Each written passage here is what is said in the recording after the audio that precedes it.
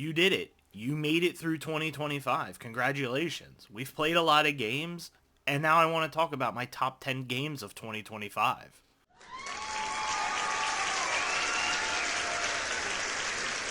Metal Gear Solid 3 will always be one of my most favorite games ever made. And this remaster did everything that it needed to do to put it into the modern age.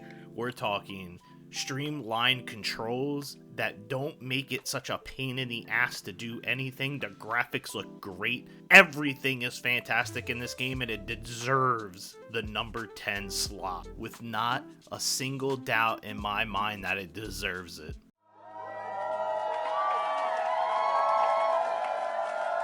The number 9 slot goes to a genre of games that I barely play, but it goes to Rift of the Necrodancer.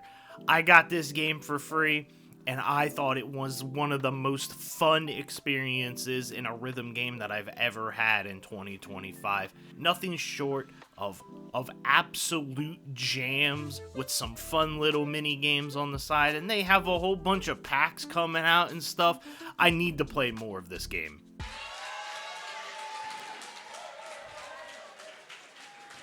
Now, I didn't play DK Bonanza, but I definitely played a platformer that I thought was one of the best platformers released this year, and number 8 goes to Bionic Bay. Bionic Bay has everything that I love about it. It has a mysterious story, the rolling, the jumping, everything feels great. I love the music, I love everything about this game, and I also thought that the puzzles weren't too difficult, to the point where I got super frustrated.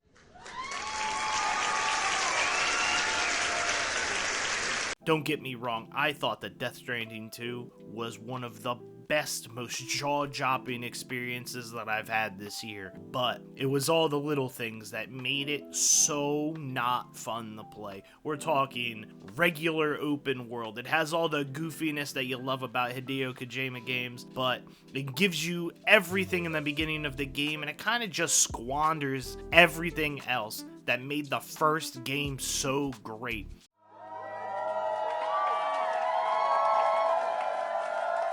Big fan of comfy puzzle games. I like deduction, I like logic. Is the Seat Taken takes the number 6 slot because it was one of the most calming, fun experiences that I've had this year. I think that there is some value in saying that I want to sit on my Steam Deck and play a cozy game while I watch TV. It was even fun enough that my wife could play it and thoroughly enjoy it with the story and everything.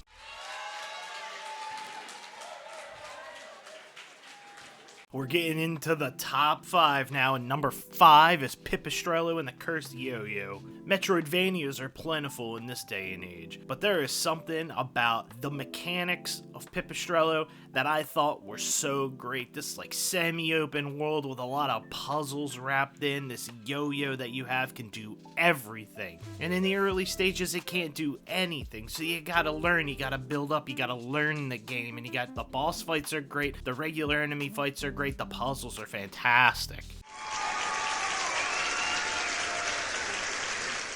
Friend slap could be a derogatory word, but not peak. Peak is the pinnacle, the peak, some may say, of friend slap games. Everything that this game is doing, engaging mechanics, engaging look. You're looking around for stuff. You're trying to survive. The friendship aspect puts the game over the top of any other game. Repo was fun, but Peak is significantly better in natural instances of comedy and friendship and everything else that puts this game over the top.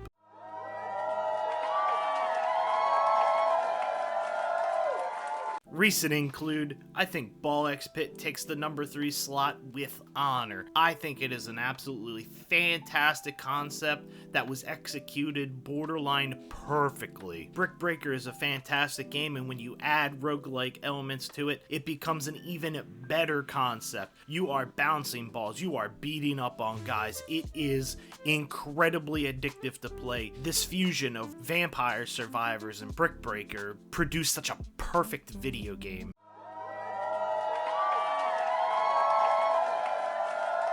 As I said in my review for Hades 2, I think Supergiant Games is the best at what they do, and that's why Hades 2 takes the number 2 slot. Hades 2 is honed to borderline perfection. Every single run that you play is engaging. It is fun. There's never a point in which you feel bad. It is fun all of the time. The upgrades are meaningful. Everything is meaningful that gets you to that end, and God, is it sweet.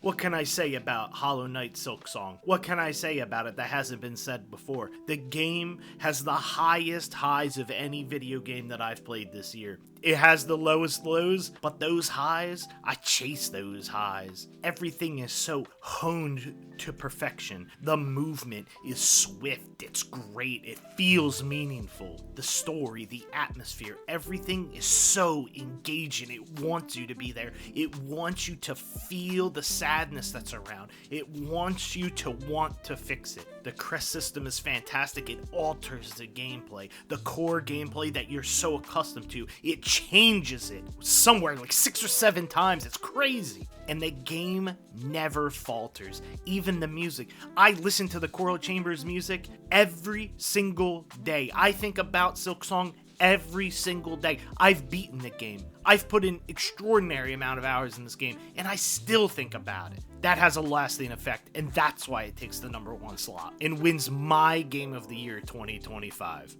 Hey, thanks for watching. I know that 2025 was a great year for video games, and I can't wait for 2026.